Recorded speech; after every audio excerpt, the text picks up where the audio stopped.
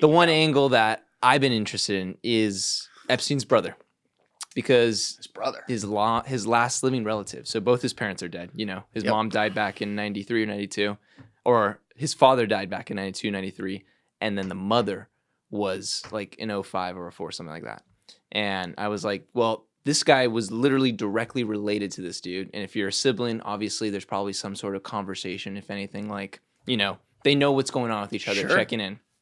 And as far as I know, he'd only been on a few podcasts and TV interviews. You know, he did Law and Crime, he did PBD, he also did Piers Morgan, of course. And we did Piers Morgan too? Yeah, he did a phone call. He phoned in. He doesn't want to show his face. That's the big thing. So no one knows what he looks like. There's a few photos on the internet. I found one that has his face, glasses. You know, he looks eerily similar, obviously like a brother. Let's pull him up just to give him a little see what he looks like. Gander. Yeah, he probably is going to love this. Yeah, I'm sure. And there he is. Good-looking guy. There's Mark. Look at that. There's Mark. So what's he hiding? Exactly. He was very successful in himself, as it says right there, property developer. So he made his own money. And one of his biggest claims that I thought was very fascinating is that he lost touch with his brother the last 10 years, roughly. They stopped talking. And that his brother informed him back in 04 that he was doing things with, you know, younglings. And oh, wait, he told him that he was doing that. He told him that. And he said it in a way where he was like, he told his brother told him this. He actually, the story goes, he was in northern New York and then he was down south in Manhattan in the apartment you've taken me to, and was like, hey, Mark, I need you to come down. I have something to tell you. And he was like, all right, whatever, New York, I'll take the subway down, blah, blah, blah. Gets there, start having a conversation. He's like, so there's going to be some charges out of Florida, and you're going to find out pretty soon that I've been doing some things I should not be doing. And Mark apparently said in his own words, I'm so glad our mother's dead and doesn't know about this. And because of that, what ended up happening is he was aware of this, and then obviously the charges came forward, and then in 06, and then mysteriously Acosta had that famous thing where he was like, you know, this is above me, so they dropped him, and he had the sweetheart deal and ended up going on for whatever reason. And crazy how they just, you know. Very bizarre, very bizarre. But then what ends up happening is he has these interspliced stories talking to Epstein, talking to his brother. And one of them is he said during the 2016 election cycle with Trump and Hillary that in just like they're watching the TV, the whatever the debates are going on. So wait a second, they're watching the TV, even though the last 10 years of his life he's allegedly not talking to his brother. He now says, "Oh, we're watching TV together." What? Like, isn't that sketchy as fuck? It's sketchy. So that's one big piece where they're watching the TV and he's like, man, if they knew what I knew about these two, these elections would be canceled. Yep. And he said it came as a joke to him, but then when we looked over at Jeffrey, he was like dead serious. Yeah. And because of that, he was like, that's kind of weird. And at this time, he has the island. He knows he's going with the movers and shakers of the world, the Bill Gates, the celebrities, all those big people, and he's having all these functions. Does he know what's happening on the island? No. He knows that he's messing with little kids, but how's he doing it? He claims he doesn't know. And this is the hardest thing for me to get across, where I feel like Mark knows a little bit more than he's leading on. What's up, guys? Alessi and I recorded this episode shortly before the DOJ released their inexplicably bad statement, obviously cover-up statement, about Jeffrey Epstein not being involved in blackmail and all that, and there not being Epstein files. So we did not discuss our reaction to that in this particular video. Nonetheless, Alessi's investigation in his documentary and going through the whole thing with us here into Jeffrey Epstein's brother is awesome stuff, and I hope you enjoy the rest of it. We will be discussing, obviously, reactions to that Epstein cover-up in episodes with guests moving forward, so you'll be getting content on that there, but just want to make sure we cleared that up so you guys understood why we were not addressing that right here. Is that he doesn't think his brother would blackmail anyone. He makes Pope's not Catholic either. Yeah, he makes the claim that no, his brother was the guy who'd go after the big guys, the hot shots, the hedge funds over in New York. He goes after those guys. He doesn't go after these celebrities. No, or these people of power. Yeah, that's his whole claim. He only just took pictures with him his whole life. Exactly. Yeah. And he does all that. And then on top of that, he even goes as far as saying that he made his money, which we've pulled on this thread, and you can probably talk about this more because you know more about it, that he made his money through his investments at Bear Stearns. He made it fair. He made a good deal with Riddell, the football helmets. And he said, he put a lot of money in, he got it back out, and then made hundreds of millions of dollars. You know that guy? I think his name. Can we pull it up, Joe? The Ponzi scheme, New York Post owner. I think not Bernie Madoff? No. It was an original Ponzi scheme in the 80s. Not Hank Greenspan or Greenberg. That's Jonah Epstein Ponzi scheme partner. Let's do that. I forget the guy's name. I want to get this right.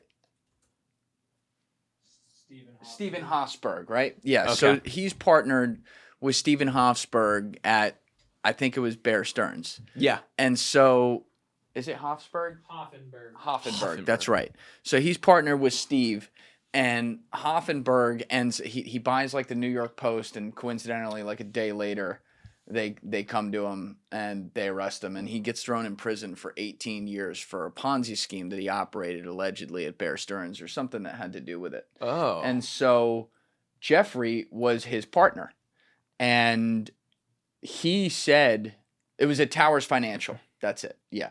So he was like, how the did they take me down and not him? He did everything with me, but he just got away scot-free. Yeah. And this guy, to his credit, I want to say he was even talking years before the Epstein stuff came out, like when he got arrested in 2019.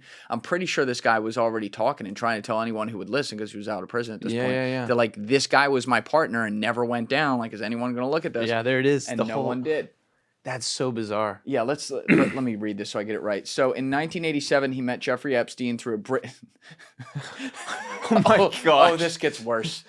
This is even worse than I realized. In 1987, he met Jeffrey Epstein through a British defense contractor named Douglas Leese, who Hoffenberg claims was an arms dealer.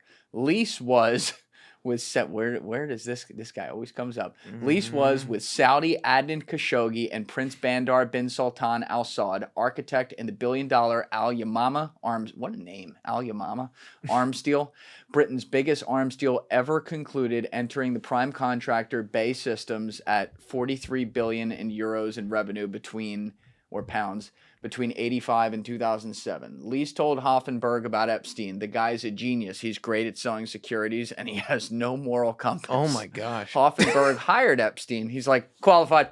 Yeah. Hoffenberg hired Epstein about 1987 and 1993 to help, between 1987 and 1993, to help with the Towers Financial Corporation, paid him $25K a month and gave him a $2 million loan in 1988 that Epstein would never have to pay back.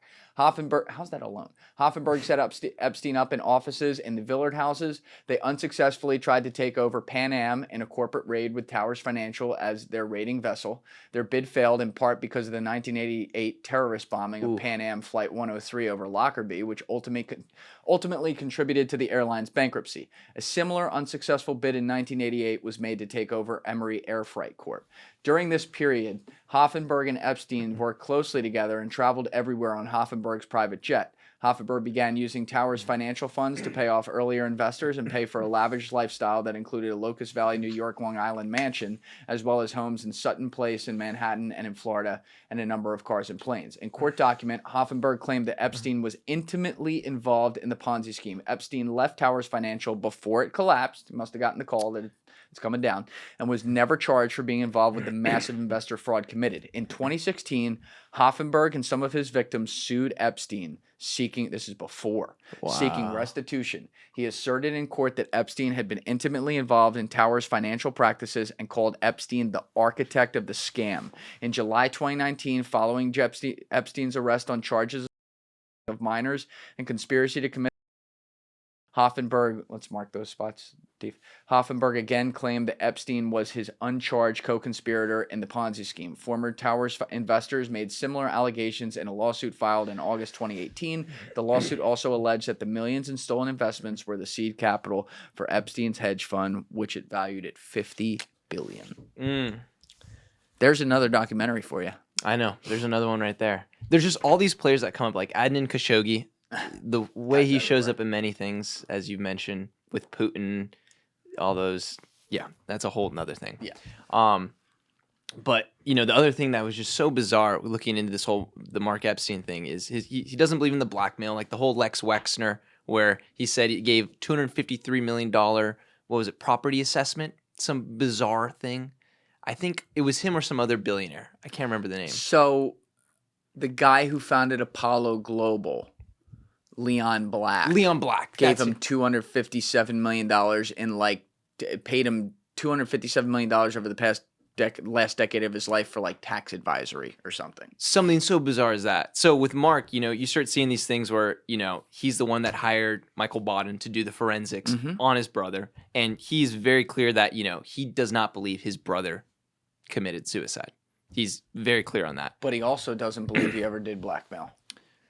Very bizarre. Right. Yeah, exactly. With the whole recent thing with Cash Patel and Pam Bondi and all that stuff, he's come forward and being like, they're lying. Especially with Cash, we've talked about this, where he came forward and was saying like, he did do it. He doesn't speak a lot, but when he came forward and was like, they're lying, that's not true. He didn't do that. So it's just so bizarre because it's like, he wants to remain anonymous, but he's super tied to his brother, obviously, because he's in relation. He's a sibling, last living relative.